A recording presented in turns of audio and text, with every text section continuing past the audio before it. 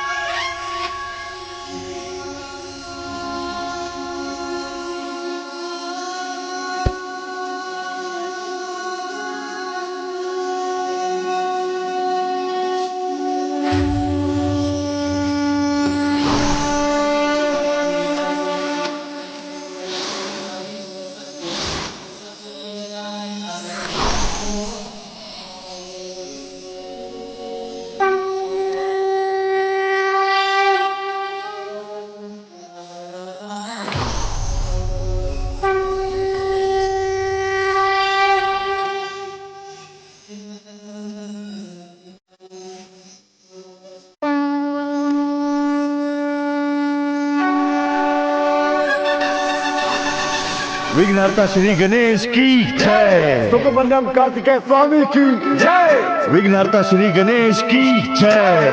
सुखबंधन कार्तिकेय स्वामी की जय। सुरापद्मन की सेना को तो हमने हरा दिया, अब यहाँ का संकट टल चुका है। किंतु भाभी माँ, भ्राता कार्तिकेय के तप को भंग होने से रोकने के लिए भाभी माँ ने विशाल जलधारा को रोक लिया था और अभी भी मूर्छित ही हैं। इस पर तो किसी चीज का कोई प्रभाव नहीं पड़ा, तो फिर स्वर्ग और इस औषधि के प्रभाव का।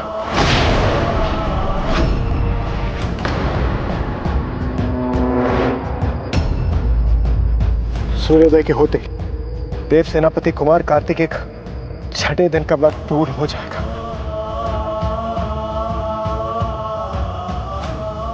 यदि उनकी पूजा पूर्ण नहीं हुई तो तुम्हारा अब तक का त्याग, तुम्हारी सेवा, सब कुछ व्यर्थ हो जाएगा पुत्र, सब कुछ।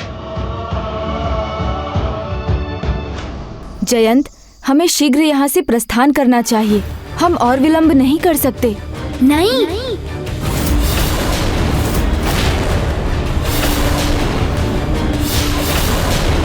मुझे क्षमा करें प्रभु, अपने आराध्य स्वामी कार्तिकेय के दर्शन के लिए तो मैं भी लालायित हूँ, किंतु उसके लिए मैं यहाँ रहकर उनकी प्रतीक्षा करूँगा।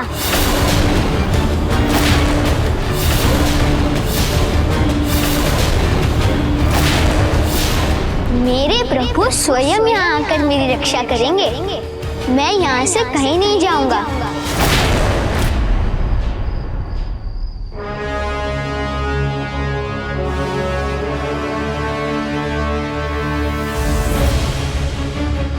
कैसा सर्वनाश हो गया है। देवताओं को देखते देखते उसके मान के प्रतीक उन देवराज के पुत्र जिस जयंत को हर लाए थे,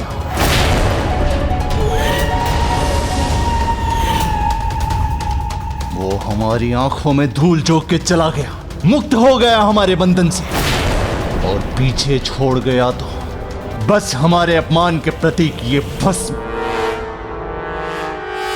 वो निरा बालक जयंत गया तो गया, उसकी चिंता नहीं है मुझे, क्योंकि युद्ध तो अब होकर ही रहेगा और इस युद्ध में देवताओं का विनाश होगा तो वो भी नहीं बचेगा।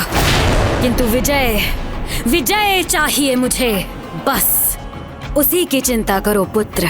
विजय की चिंता वो करे मां जो सामर्थ्यहीन है, हमें क्या चिंता। हमारे पास तो सभी देव अस्त्र हैं, असुर अस्त्र हैं, मायावी अस्त्र हैं, और क्या है उस बालक कार्तिकेय के पास? क्या योग्यता है उसकी? जीवन में किया ही क्या है उसने? जयंत, भ्राता कार्तिकेय की आज्ञा से ही हम यहाँ आए हैं, जिन्होंने तुम्हें मुक्त कराने के लिए एक बड़ी यात्रा की है। जब तुम्हारे पिता तुम्हारे हरण की सूचना लेकर कैलाश पहुँचे थे तो स्वयं पिताश्री महादेव ने उन्हें तुम्हारे उद्धार के लिए भेजा। सुरापद्मन को परास्त करने हेतु पाशुपतास्त्र प्राप्त करने के लिए उन्होंने पंचभूत शिवलिंग के दर्शन भी किए। ना वो बालक इतना समर्थ है, ना उसके अस्त्र शस्त्र इतने शक्तिशाली कि वो युद्ध में हमें पराजित कर सके। किंतु मुझ में, मेरे भ्राता में और मेरे पुत्रों में उसे हराने की क्षमता है। युद्ध के पूर्व योद्धा अस्त्र शस्त्र और शक्तियां एकत्र करते हैं, किंतु भ्राता कार्तिकेय ने न केवल केदारनाथ और काशी की यात्रा की, अपितु श्री कालहस्ती से अपनी यात्रा आरंभ कर सभी पंचभूत धामों एकांबरेश्वर,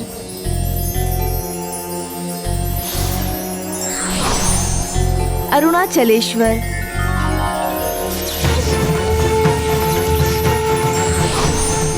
चिदंबरम,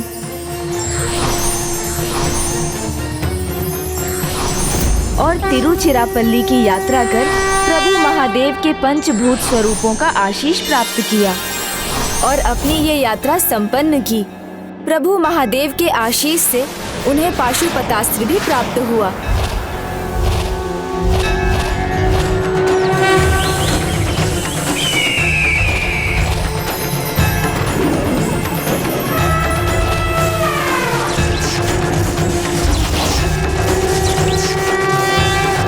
और अब उसके प्रयोग करने की क्षमता पाने के लिए वो 6 दिन के संयम व्रत में है।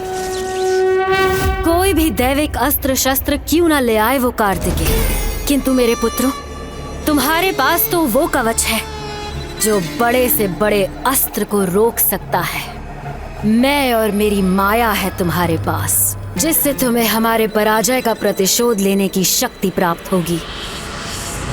और अपने 6 दिनों के संयम व्रत को पूर्ण करने के बाद वो तुम्हें देखेंगे जयंत, तो उन्हें अपार प्रसन्नता होगी, क्योंकि ये सब उन्होंने तुम्हें सुरापद्मन के बंधन से मुक्त कराने के लिए ही तो किया। इसलिए विलंब मत करो, चलो हमारे साथ। यदि ऐसा है प्रभु, तो मेरी प्रतीक्षा तो अब शीघ्र ही समाप्त होगी, इसलिए अभी मेरा जाना तो और भी अनुचित होगा।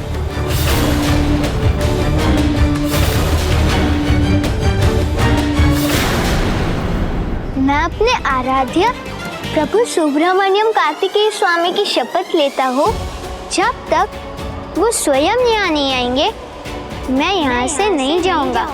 जब तक वो स्वयं यहाँ नहीं आएंगे, मैं यहाँ से नहीं जाऊँगा।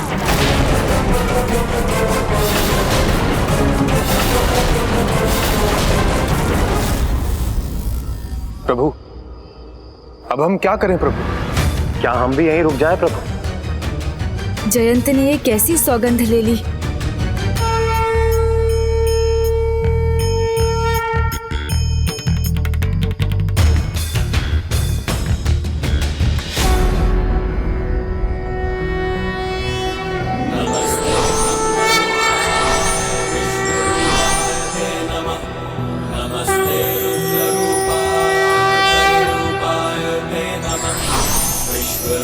स्वरूपाय नमस्ते ब्रह्मचारिणे भक्तप्रियाय देवाय नमस्तुभ्यं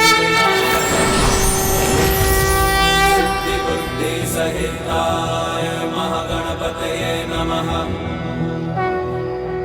प्रणाम प्रभु महागणाधिपति जी।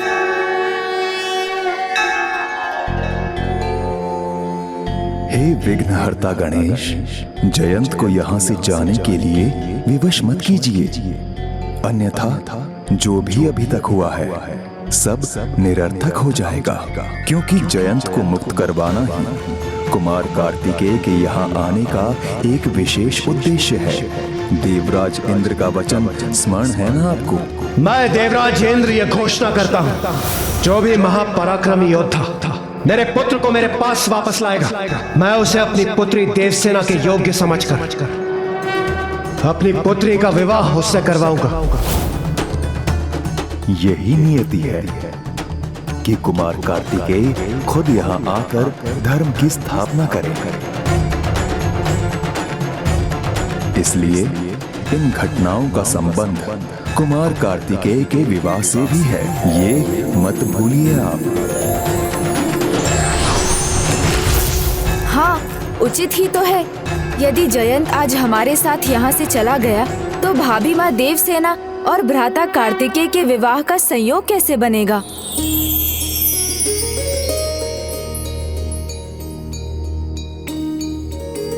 क्या है सत्य है प्रभु? दीदी देवसेना और प्रभु कार्तिकेय का विवाह होगा? सत्य ही नहीं, ये नियति है और पूर्व जन्म में दिया भ्राता कार्तिकेय का वचन भी प्राप्त है उन्हें। मैं आपको वचन देता हूँ, अगले जन्म में मैं आपसे विवाह अवश्य करूंगा। वीर बाहूजी भाभी माँ देवसेना को उनकी सुरक्षा के लिए कैलाश ले गए और वहाँ माँ ने उन्हें भ्राता कार्तिकेय से विवाह का आशीर्वाद दिया। सदा खुश रहो पुत्री। तुम्हारा भावी पति यात्रा पर है और तुम उससे भेंट करना चाहती हो, तो मैं तुम्हें इसकी अनुमति देती हूँ। फिर उन्होंने भी भ्राता के समान पंचभूतों की यात्रा संपन्न की।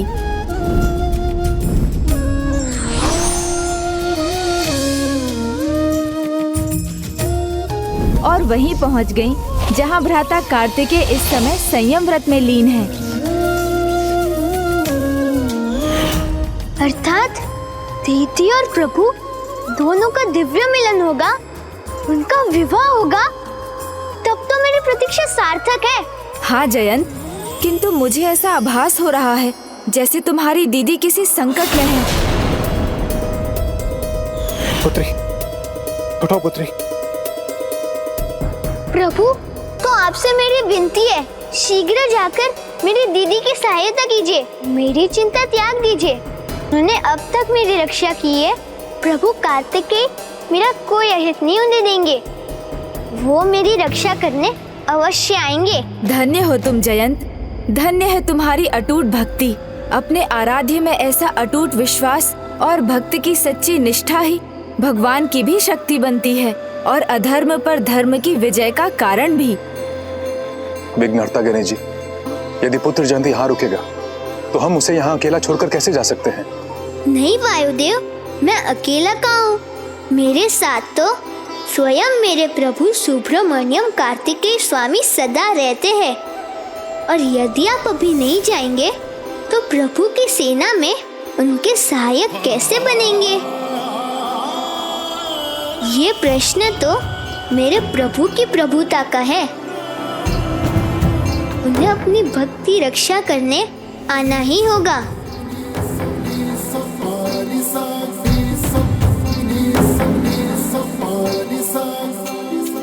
तुम्हारी भक्ति अनुपम है, श्रेष्ठम है। तुम उत्तम भक्ति के उदाहरण हो जाए।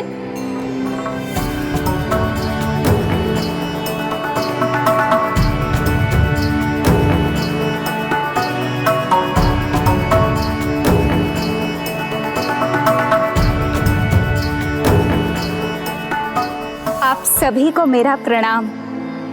और हे विघ्नहर्ता गणेश जी, आपसे मेरी एक अनुरोध है, मेरे प्रभु तक अपने इस भक्त का प्रणाम अवश्य पहुंचा दीजिएगा। अवश्य। और तुम यहाँ जयंत की रक्षा करना अजामुखी।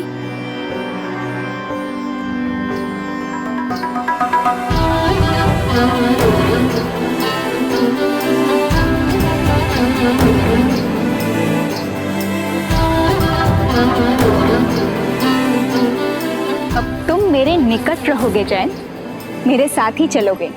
चलो। नहीं अजामुखी जी, हमारे मार्ग अलग है। तुम समझते क्यों नहीं हो जयंत? तुम इस प्रकार यहाँ किसी को दिखाई दिए तो इस बार ऐसे भयंकर कारागार में डालेंगे तुम्हें कि किसी का तुम्हारे निकट पहुँचना असंभव ही हो जाएगा।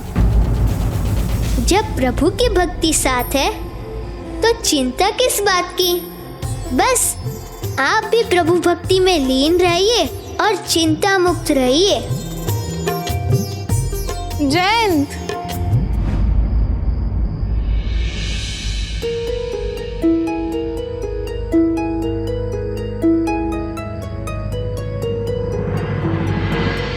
सूर्योदय हो रहा है और पुत्री देवसेना अभी भी मूर्छित है।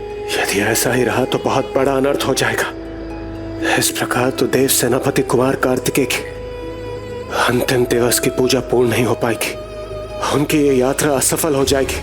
उनका व्रत भंग हो जाएगा और मेरी पुत्री देवसेना की उसकी सेवा, उसकी निष्ठा, सब कुछ व्यर्थ हो जाएगा। कदापि नहीं, मेरे रहते ऐसा कदापि नहीं होगा देवराज। गणेश जी। प्रभु!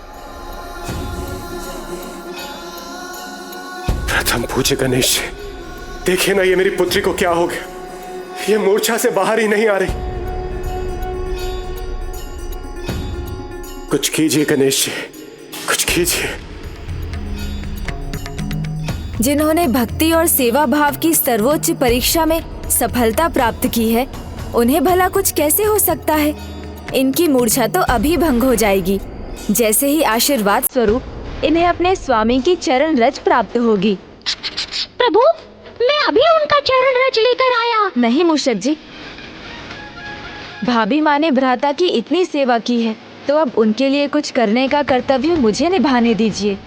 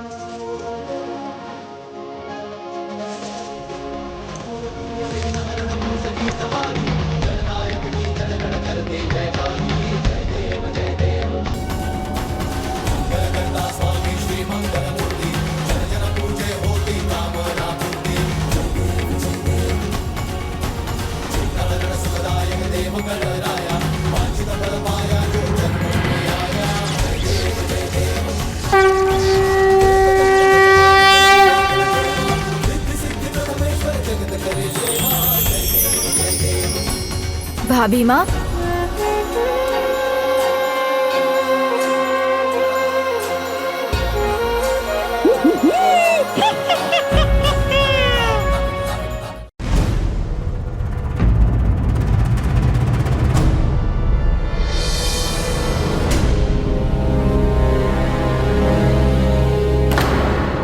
ये मैं यहाँ क्यों हूँ? सूर्योदय हो गया, अर्थात पूजा का समय हो गया, तो मुझसे ये चूक कैसे हो रही है? मुझे विलंब क्यों हो रहा है?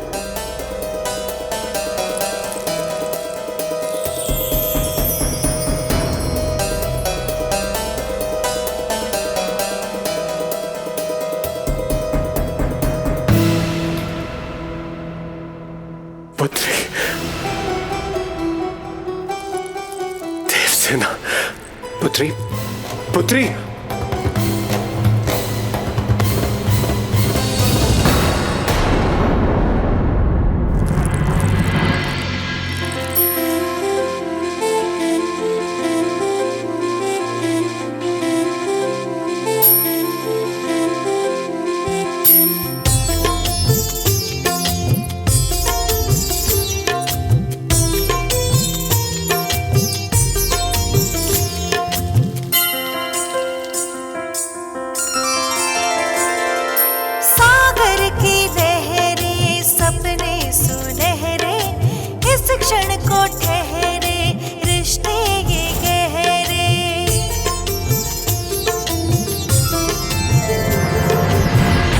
भाभी माँ की भक्ति, उनकी निष्ठा अनुपम है। अभी मूर्छित अवस्था से उठने पर भी, पूर्ण रूप से कुशल ना होने पर भी, सर्वप्रथम उनके मन में एकमात्र पूजा संपन्न करने का ही विचार है।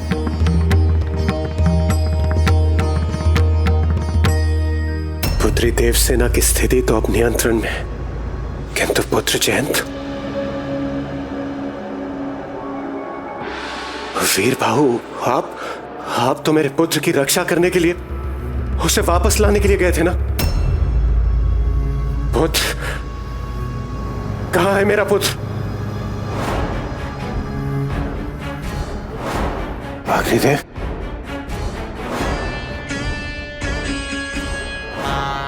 वायुदेव, यदि आप सभी देवगण यहाँ हैं और सुरक्षित हैं तो फिर मेरा पुत्र जयंत कहाँ है? उत्तर दीजिए देवगण, कहाँ है मेरा पुत्र? वहां तो स्वयं प्रभु कार्तिकेय की भक्ति में रम गए हैं, इसलिए उनकी तो कदापि चिंता ना करेंगे देव। आपकी पुत्री के समान वो भी परम भक्त है और अपनी भक्ति को सिद्ध करने के लिए उसने वहीं रुकने का चुनाव किया है। ये सब उस बालक जयंत के कारण हुआ है। यदि वो फिर मेरे सामने आए तो उसे कीट के समान मसल के रख दूंगा। प्रभु सुब्रमण्यम कार्तिकेय स्वामी की जय। विघ्नहर्ता श्री गणेश की जय। प्रभु सुब्रमण्यम कार्तिकेय स्वामी की जय।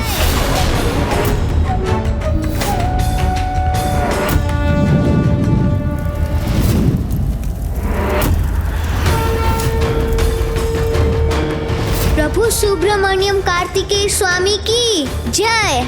विघ्नहर्ता श्री गणेश की जय। तुम यहाँ?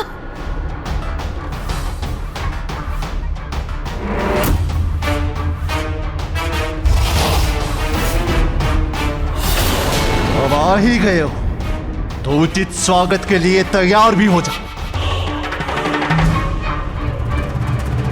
नहीं ज्येष्ठ। अजयमुखी, हट जाओ मेरे मार्ग से। मैं आपको आगे नहीं बढ़ने दूंगी। ये अनर्थ मैं आपको कदापि नहीं करने दूंगी ज्येष्ठ। स्मरण करो, तुमने वचन दिया था कि मेरे आदेश का पालन करोगे।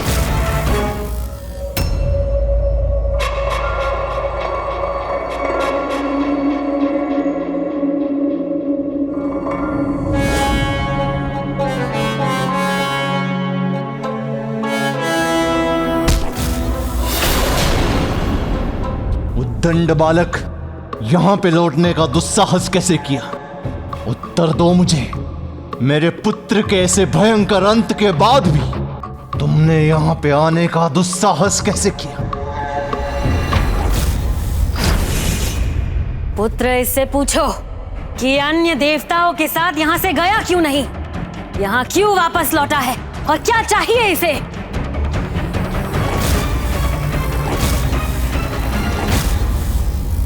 कदाचित इसका प्रभु इससे तनिक भी स्नेह नहीं करता, इसकी मृत्यु चाहता है, इसीलिए इसे यहाँ छोड़ गए। नहीं, उन्होंने नहीं छोड़ा मुझे। यहाँ रुकने का चुनाव स्वयं मैंने किया है, ये प्रमाणित करने के लिए कि मेरे प्रभु को मुझसे कितना स्नेह है। क्योंकि मुझे विश्वास है कि यहाँ महेंद्रपुरी में धर्म की शक्ति को स्थापित करने तथा अधर्म का नाश करने और मुझे यहाँ से मुक्त कराने स्वयं मेरे प्रभु सुब्रमण्यम कार्तिकेय स्वामी विघ्नहर्ता श्री गणेश के साथ शीघ्र यहाँ आएंगे। वो बालक आएगा यहाँ? और क्या कहा तुमने? किसके साथ आएगा?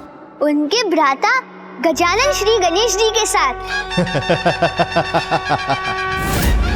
तुम्हारा अर्थ ये है कि वो लंबी सूंड वाला, बड़े पेट वाला, जिनकी आंखें भी छोटी है और जिनका कद भी छोटा है, किंतु कान और मस्तक आवश्यकता से भी अधिक बड़ा, वो यहाँ पे आएगा।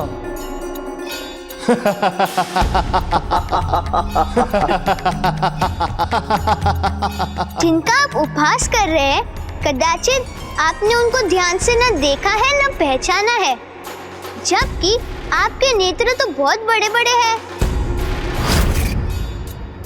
जिनके शरीर को आप परिहास का पात्र बना रहे हैं, स्वयं उन्होंने अपनी माता को अपने रूप का अर्थ समझाया था। जिनके नेत्रों को आप छोटा बता रहे हैं, उन्होंने अपने नेत्रों के महत्व को समझाते हुए कहा था। मेरे ये नेत्र तो बड़े ही अद्भुत हैं। इनसे मैं सब कुछ बड़ी सूक्ष्मता से देख पाता हूँ। इसलिए अब मेरे लिए सत्य और असत्य का भेद करना बहुत ही सरल हो गया है, क्योंकि मेरे ये गज नेत्र तो सूक्ष्मता के प्रतीक हैं। कदाचित उनके मस्तक पर अंकित दिव्य त्रिशूल को भी आपने नहीं देखा। नहीं तो आप समझ जाते कि समय की धारा के तीनों भाग, भूत, वर्तमान, भविष्य, तीनों के वो स्वामी हैं। बालक, देखा नहीं उन्हें? तो उनकी महिमा सुन तो लीजिए। सुनने से तो ज्ञान बढ़ता है, इसीलिए जो अधिक सुनते हैं और कम बोलते हैं वही बड़े ज्ञानी बन पाते हैं, है ना माँ? अब मेरे इन बड़े कानों से तो मैं सब कुछ सुन सकता हूँ, इसलिए मैं भी बहुत बड़ा ज्ञानी बन जाऊंगा ना माँ? तो माँ, मेरे ये बड़े बड़े कान ज्ञान के ही प्रतीक है ना? उनकी सुन प्रणव शब्द ओम की प्रतीक है, जो अलौकिक परम सत्य का स्वर है। जो बुरा है उसे हटाकर अच्छे को अपनाने में मेरी सहायता करती है मेरी सूंड। इसलिए मेरी सूंड तो अज्ञानता को मिटाकर ज्ञान को ढूंढने की प्रतीक है माँ। इसलिए उनकी सुन में तो संपूर्ण ब्रह्मांड समा सकता है, और उनका वो विशाल मस्तक, और मेरा ये विशाल गज मस्तक माँ, ये तो बुद्धिमता और ऐश्वर्य दोनों का ही प्रतीक है, क्योंकि गज के मस्तक पर तो स्वयं देवी लक्ष्मी का वास होता है। क्योंकि जो बुद्धिमान है वो तो अपनी बुद्धि से ही सब कुछ प्राप्त कर लेता है ना माँ?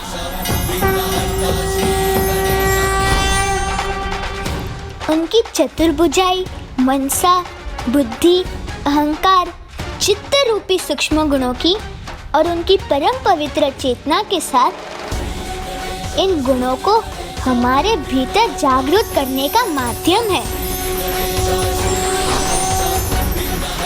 और अंत में उनका विशाल पेट इसका प्रतीक है कि जीवन में अच्छा बुरा, सुख दुख सभी को वो अपने भीतर समाकर रखने में सक्षम है, अर्थात वैदिक ज्ञान के गूढ़ रहस्य का सार है।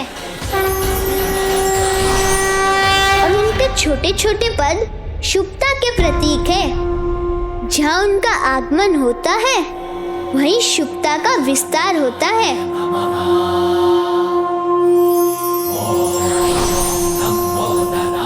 ये है प्रभु श्री गणेश जी की महिमा का परिचय, जो परम ब्रह्म श्री महागणाधिपति जी के अवतार है।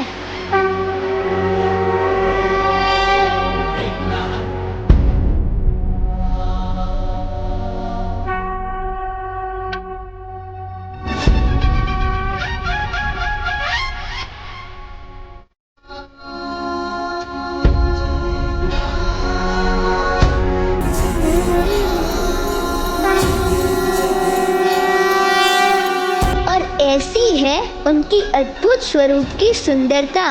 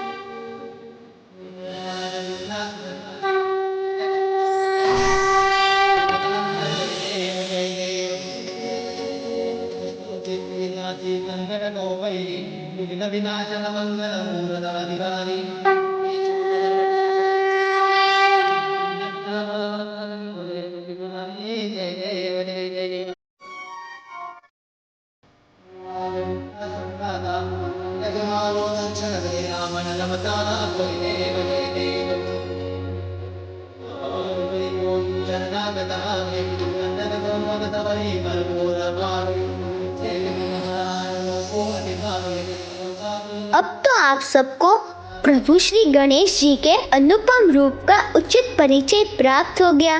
तो अब मेरे साथ कहिए, ओम गण गणपते नमः।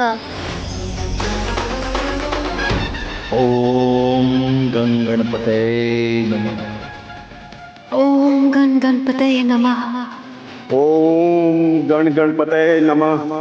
ओम गण गणपते नमः। ओम गण गणपते नमः।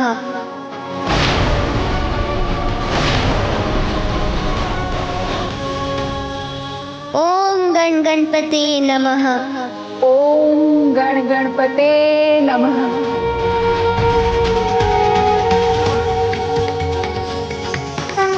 ओम गण गणपते नमः। ये क्या कर रहे हैं? इस तुच्छ बालक की बातों में आ रहे हैं। ओम गण गणपते नमः। बस बस बालक बस, बस बालक बस, बस बालक बस।